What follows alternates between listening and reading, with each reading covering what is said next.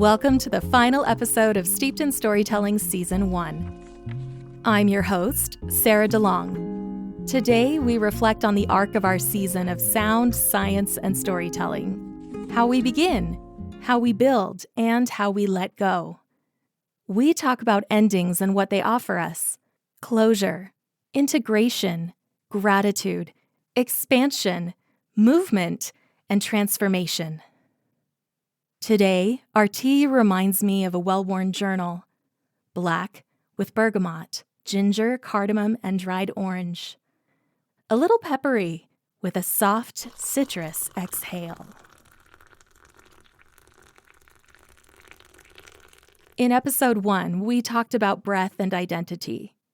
In 2 and 3, we looked at embodied linguistics and the tender intersections of loss and language. In episode 4, we explored how stories restore our sense of self and one another through chorus and repair. Episode 5 led us to storytime science, how children's narratives wire our empathy and perception. In 6, we asked what it means to sound like ourselves. 7 taught us that languages can vanish or be revived, and that with attention, ancestral stories can echo again. Episode 8 reminded us that cozy tales and sensory safety are a neurological home. And last week we asked, what is lost when we forget the wildness of storytelling? This journey hasn't just been about words. It's been about what words hold: grief and play, memory and protest, movement and stillness. Language is a body, a bridge, a breath, an ecosystem. To end is to integrate and to widen. Let's take a deep breath together. Feet grounded, shoulders softened. Inhale and release.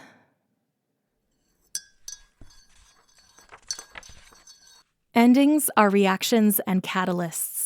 The kinds that live in the moments just after the chapter ends, before the next one begins.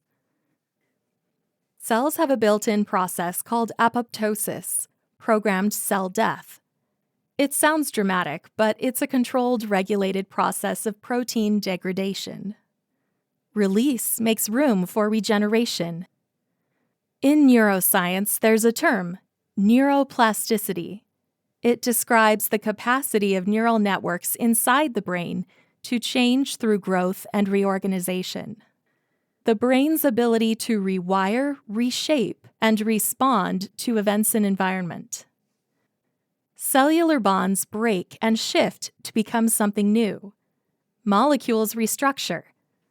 The molecules in your breath carry carbon once exhaled by someone centuries ago. Nothing disappears. Only transforms. Stories are made of atoms too: experience, memory, language, sound. The story you stop telling might give space for another to begin to grow.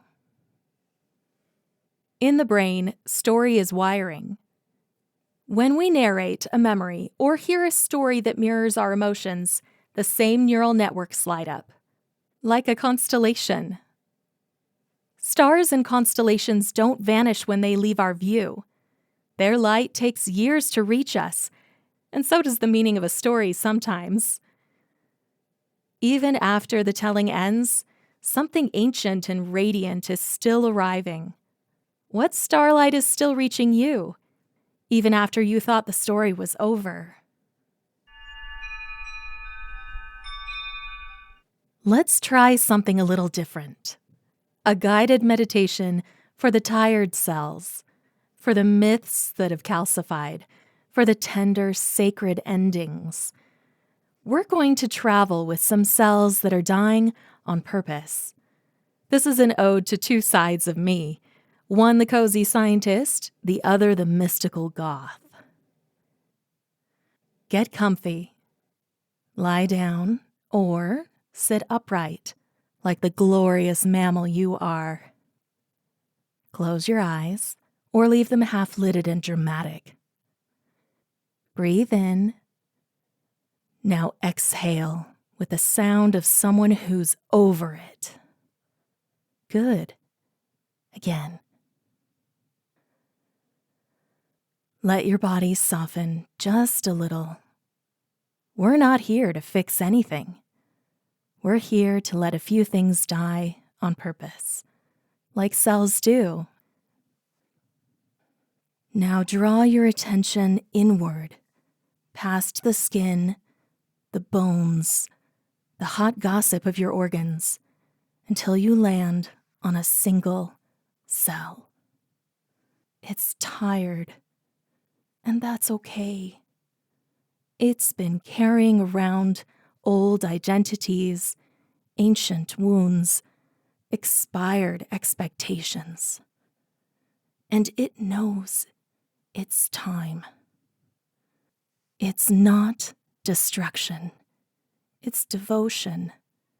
The last graceful bow in service of the whole. No begging, no clinging, just, I did my part. I'm ready to be recycled.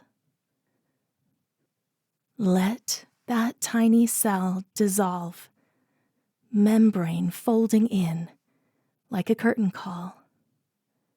Its bits will be taken up by other cells. Its knowledge doesn't vanish. It's composted into memory, shape, tissue, future. You do this all the time. Now, what thought, belief, crusty coping mechanism is wobbling on the edge of being done? Don't yank it. Don't scream at it. Just offer the invitation. Say it with me, quiet but firm. It is okay to end. It is sacred to change. Let what needs to die dissolve and reintegrate.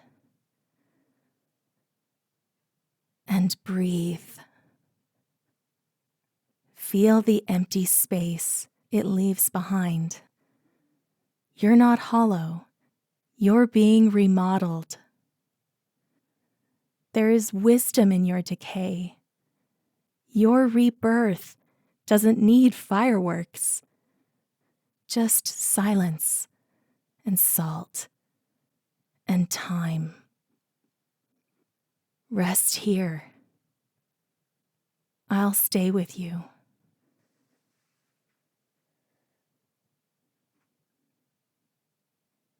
And when you're ready, wiggle your fingers.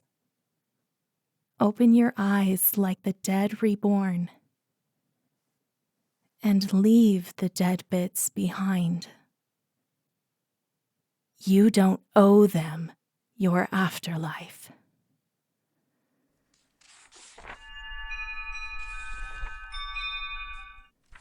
Today in the Book Nook, I pulled 2 titles that celebrate the end as a beginning and the way that curiosity and daydreams open doors we didn't know were there. First up is Mind Wandering: How Your Constant Mental Drift Can Improve Your Mood and Boost Your Creativity by Moshi Bar. This is a love letter to your brain's quiet background processes.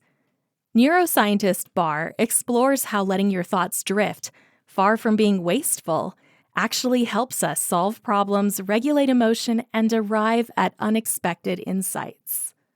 It's a scientific case for daydreaming, for slowness, for integrating the pieces of your life when you least expect it.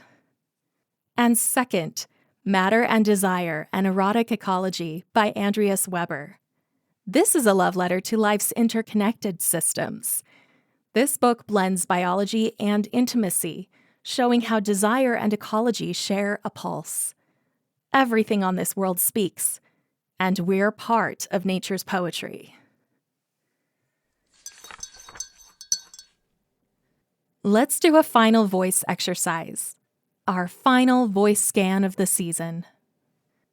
Feel the back of your tongue relax. Inhale through your nose, slow and deep. Maybe hum as you exhale. Now, with your voice, if you'd like to, say this with me. I carry stories. Say it like a lullaby or a spell. Say it like you're the main character in a movie you wrote about yourself as the ultimate hero. Feel how even repetition has variation. Your voice is never static.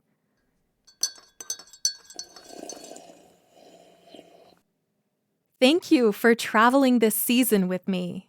To you who listened, who brewed a cup and sat with these questions, you've steeped with me through curiosity, grief, rhythm, shelter, memory, and meaning. Thank you for letting my voice keep you company. Thank you for being part of this experiment in story, sound, and science. May the stories you tell and the ones you carry forward continue to expand, shift, and soothe. May your language be lived and shared. And when you come to the end of the story, know that the story has only just begun. Stay curious, stay cozy, keep listening, and keep becoming.